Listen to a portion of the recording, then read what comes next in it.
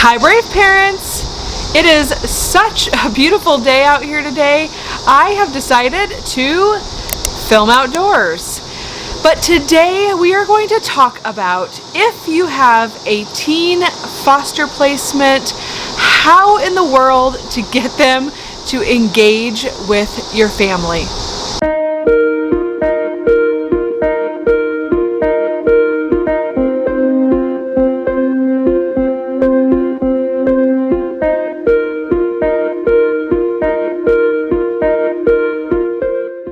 I was recently on Facebook, and I am a part of a couple foster parent Facebook groups, and I saw a question from a foster mom who currently has a teenage boy that they are fostering, and she was thinking about giving notice because they felt like because the teen wasn't engaging with their family and has made several comments about not really wanting to be there anymore, that she was kind of failing as a foster parent to this child and thought that maybe it would be better if he moved to a different home.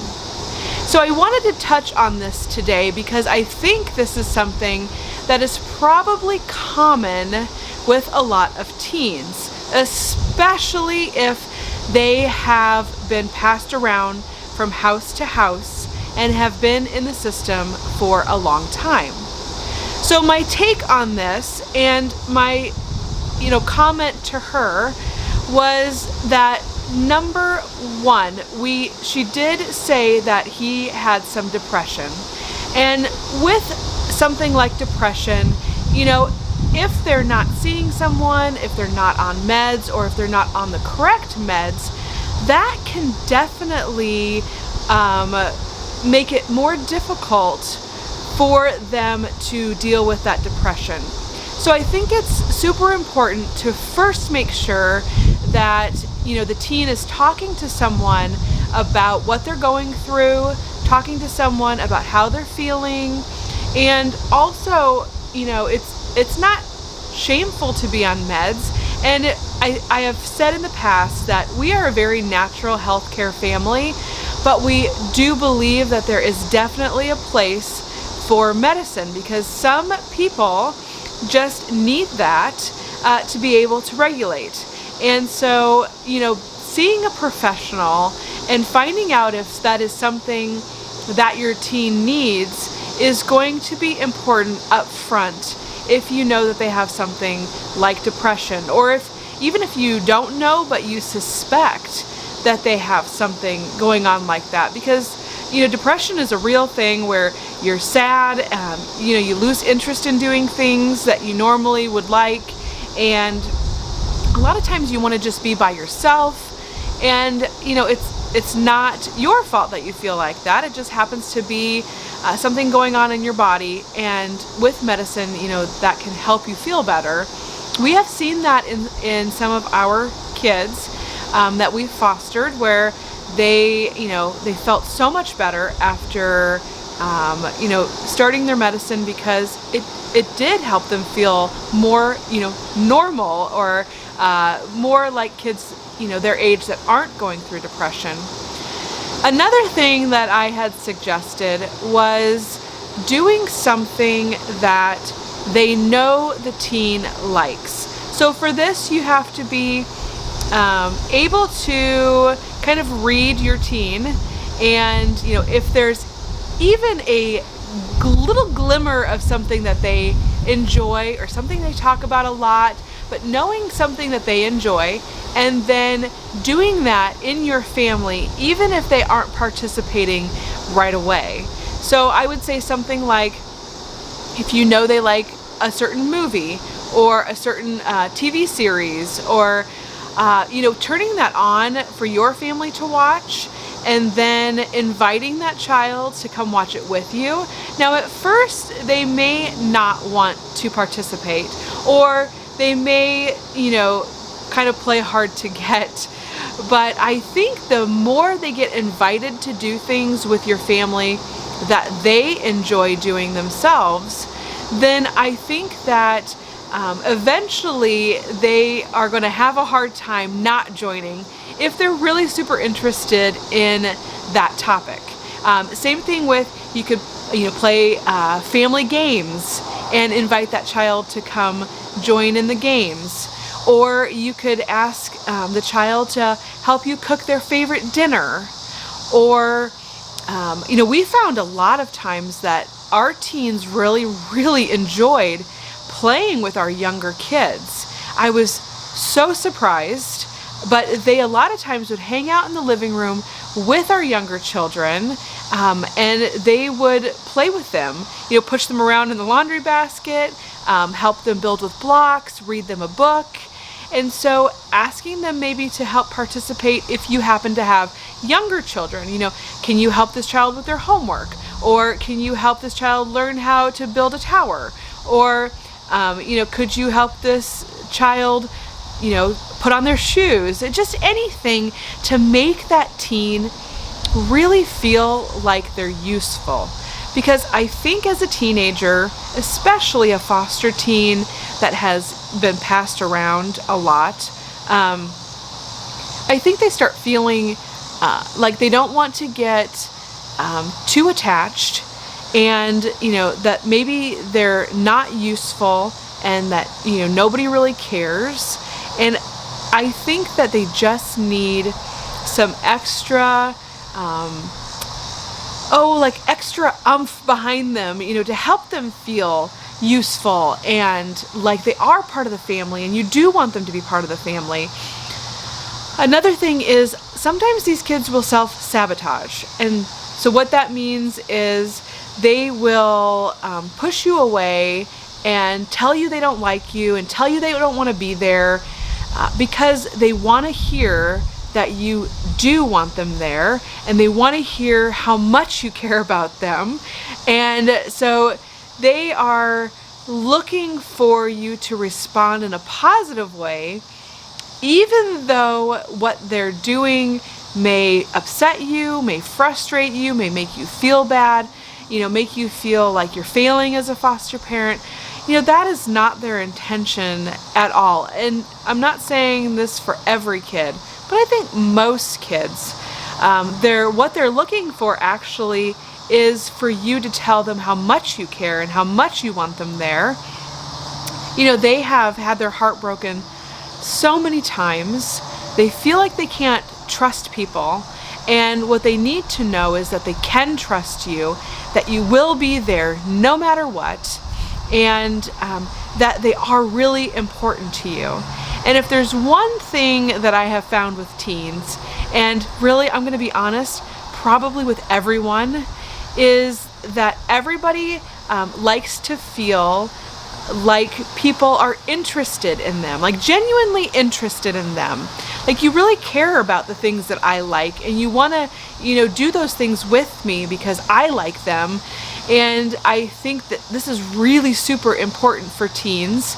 And I think that it's important for everyone, but especially kids that are in the foster system. I feel like this is super important because they haven't really had a lot of that. And so by making them feel like you genuinely care, that you are genuinely interested in them, I think that will go a long way. And it's not gonna happen right away. When you start doing these things, it's going to take time. They have had a lot of people disappoint them. And so, everybody starts out really awesome, and then they tend to disappoint them. And so, another thing is that, feeling useful, like I had just talked about, you could ask your teen, like, can you help me figure out this teen slang? Or, can you help me figure out what style is popular right now? What's the latest, brand and shoes that everyone's wearing? Or things that maybe they might know that you don't, will give them the feeling of, having that knowledge, of being, the smarter one on that subject. And I think that would help them as well. Another thing would be knowing if that teen has any other mental health things going on. Like she had mentioned that she knew that there was some depression. But we have found that teens that have other things going on, sometimes they're not as easy to work with as the kids who have, no mental health issues, or that maybe have just depression going on, because we have found ourselves in situations with some teens that had other things, like ODD, or we had a teen we worked with schizophrenia. We had another one that was FAS, that had a very low IQ, so he was low functioning, that we've worked with that have had quite a lot of behavioral issues, that have had running, there were runners, so they would run away a lot. There are a lot of other things that can come with teens if there are other mental health things going on. And so if if you're going to take placement, find out as much as you can. A lot of times I know they don't know, or they maybe won't disclose it. But one of the other things is making sure that you do what is best for your family, because that becomes really important. And you don't want to take a teen or any foster child and think, if it doesn't work out, I'm just going to pass them on, because the stability for the kids is super important. Not having stability creates a lot of attachment issues. Some kids will end up with RAD, reactive attachment disorder, because they've been passed on so much, because they didn't have the stability from their birth parents. And so passing them on can create a lot of issues for the kids.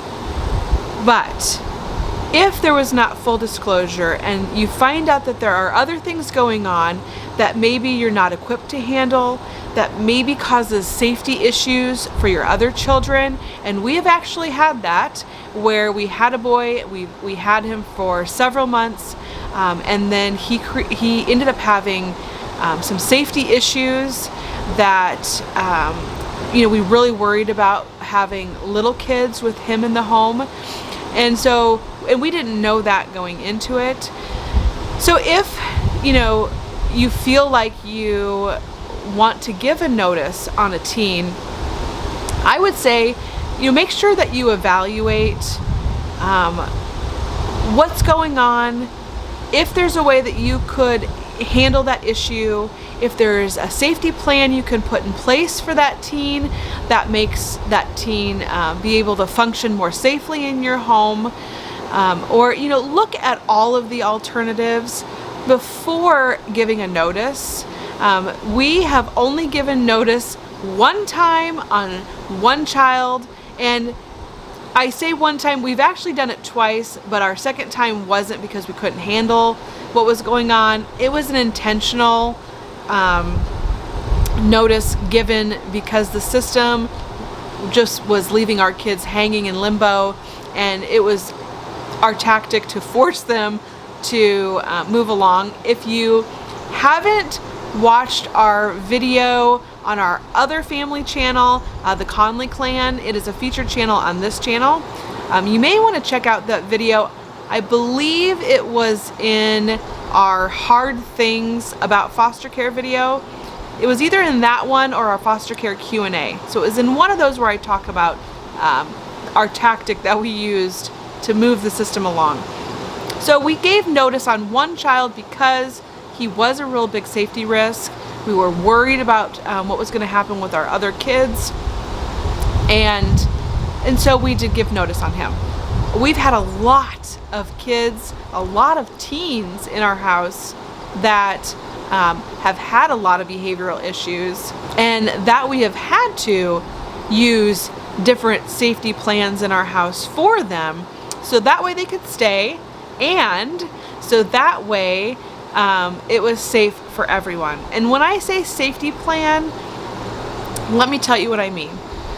The boy that we ended up giving notice on, one of our safety plans was if he started having a rage episode, we were to get everyone in the house gathered up into a safe place, whether that be outside, whether that be in a bedroom, and we were to make sure that they were away from him while he had his episode.